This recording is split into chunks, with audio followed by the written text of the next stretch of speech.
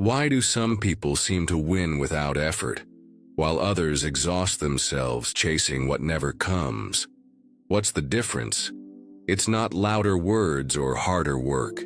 It's the ability to stay silent, stay calm, and let the world expose itself first. While everyone else is busy showing off, they observe. While others fight to be noticed, they let their results do the talking. In this video, you'll discover how to unlock this hidden advantage using timeless Stoic principles, so you can influence more, stress less, and win without needing to say a word.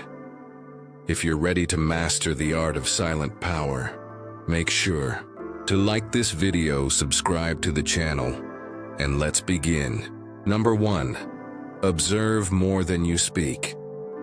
Most people have it completely backward. They think power comes from being the loudest voice in the room, the one who dominates every conversation, the one who never lets silence settle for too long. But the truth is, the more you speak, the more you reveal. And in revealing too much, you hand over control without even knowing it. Silence is not weakness. Silence is not passivity. Silence, when used correctly, is the sharpest weapon in your arsenal. The Stoics understood this perfectly. Epictetus once said, "Nature gave us one tongue and 2 ears, so that we may listen twice as much as we speak." He wasn't talking about politeness. He wasn't talking about social etiquette. He was revealing a fundamental law of human interaction. Those who watch control those who react. Those who listen control those who talk. Those who observe control those who expose themselves. You see, people are constantly giving themselves away. In every word they choose, in every nervous glance, in every emotional outburst, they're showing you their fears, their desires, their insecurities, and their intentions. But you'll miss all of it if you're too busy filling the space with your own noise. Observation is more than just watching. It's the art of reading between the lines. It's noticing the contradiction between what someone says and what their body reveals. It's catching the moment when someone's mask slips, when their voice wavers just slightly, when their eyes shift with uncertainty, when their energy betrays their words. The longer you stay silent, the more data you collect. And the more data you collect, the more advantage you build. You start to see what others can't. You begin to predict reactions before they happen. You begin to understand what drives people, what they fear losing, what they're trying to protect, and what buttons you could press if you wanted to. But that's not all. Your silence also works on a psychological level. It makes people uncomfortable. Most people can't stand not knowing what you're thinking. The longer you stay quiet, the more pressure builds in their mind. They start guessing, second-guessing, over-explaining. They start exposing more and more, trying to get a reaction out of you just to relieve their own anxiety. And while they unravel themselves, you stay composed, controlled, and unreadable. This is the game within the game. While they believe they're leading the conversation, you're quietly gathering all the leverage. While they believe they're impressing you, you're mapping their blind spots. While they believe they're winning, you're watching them. Give you the keys to their strategy. And that's the true essence of silent power. It's not about proving yourself. It's not about being the center of attention. It's about seeing the whole board while everyone else is distracted by the sound of their own voice. It's about being the one person in the room who holds all the pieces without ever needing to move them until the time is right. So the next time you enter a meeting, a negotiation, or even just a casual conversation, practice the discipline of silence. Let them speak first. Let them reveal themselves. Let them feel the pressure of not knowing where you stand. And when you finally do speak, Do it with precision, clarity, and purpose. Not to prove anything, not to seek approval, but to end the game in one move, because you already saw it coming long before they knew they were playing. This is how you win, not by being louder, but by being smarter, not by forcing outcomes, but by letting people show their hand while you hold your silence, like a sword. Number 2, let action be your voice. Talk is cheap. Anyone can promise, anyone can claim, anyone can talk about what they're going to do. But action, real action, requires discipline, consistency, and courage. And that's why so few people ever let their actions speak louder than their words. They'd rather sound powerful than be powerful. The Stoics warned against this trap. Marcus Aurelius, one of the most powerful men in history, wrote in his Meditations, "Waste no more time arguing about what a good man should be one." In other words, stop talking about who you are, what you believe, or what you're capable of. Go out and prove it. Not with announcements, not with explanations, but with results that speak for themselves. The more you explain yourself, the more you seek validation. And the more you seek validation, the more you give away your power. Every time you tell someone what you plan to do, you weaken your leverage.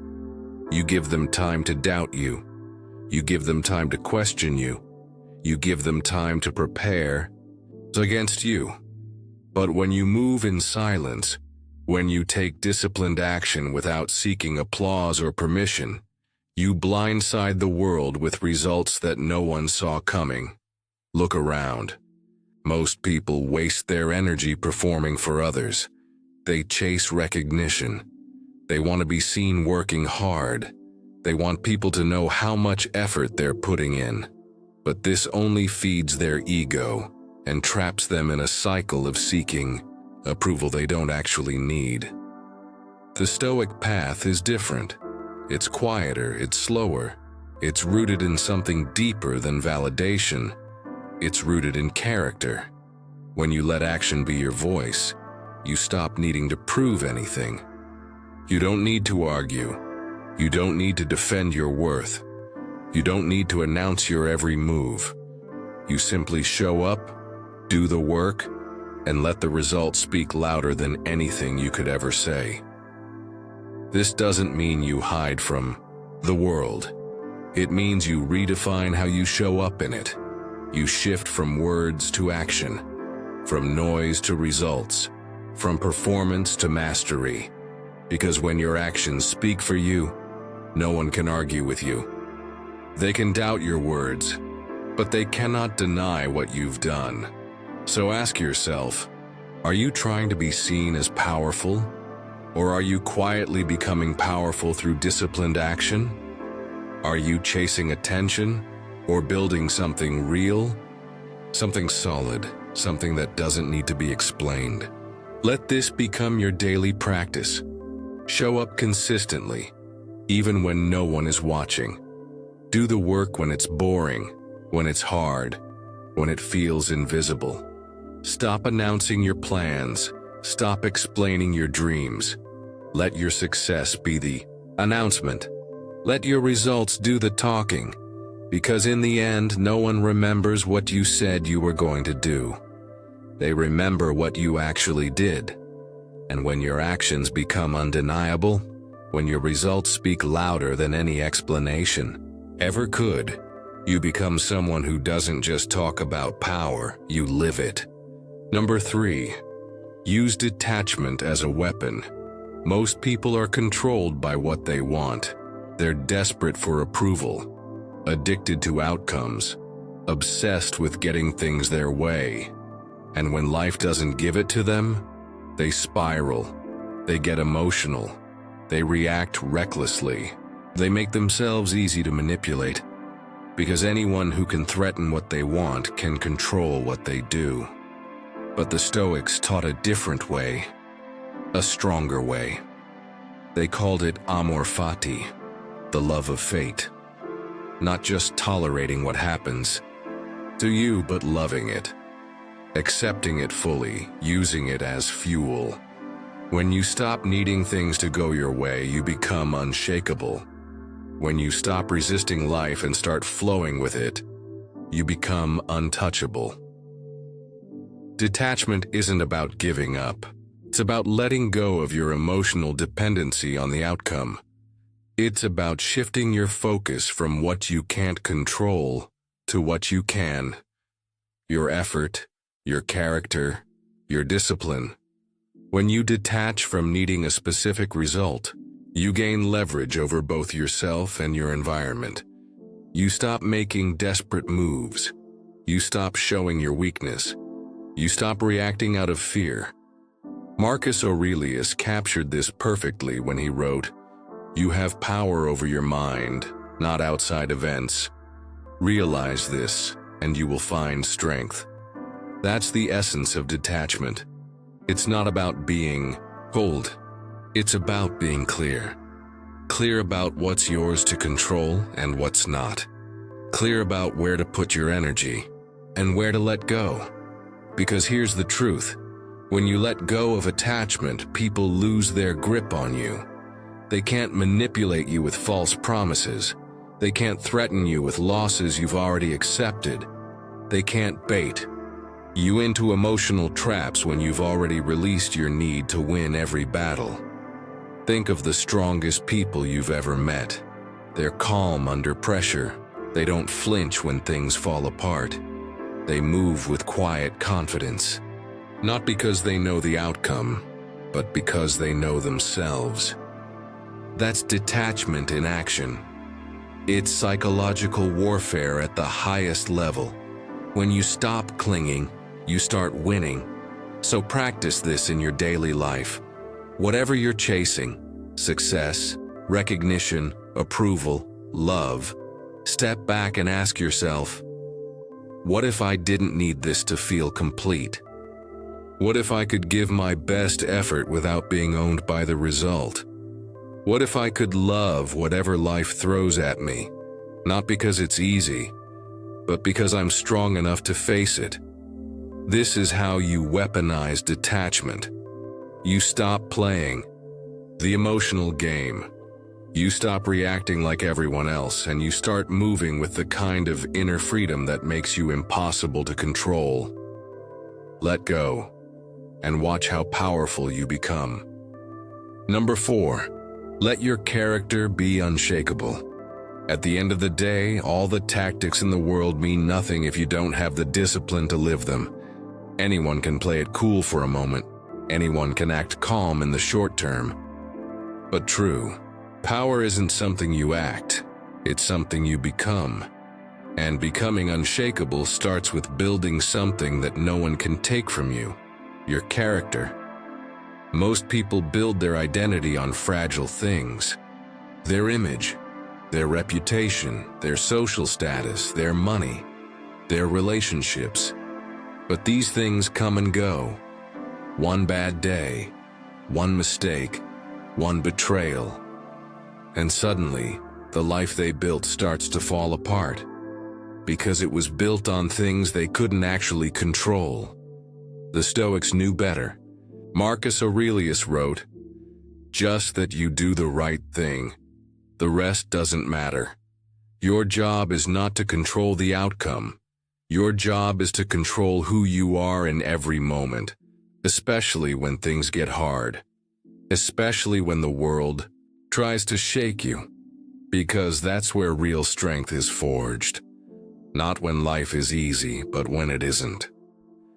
To build this kind of character, you need daily discipline. It's not something that just happens.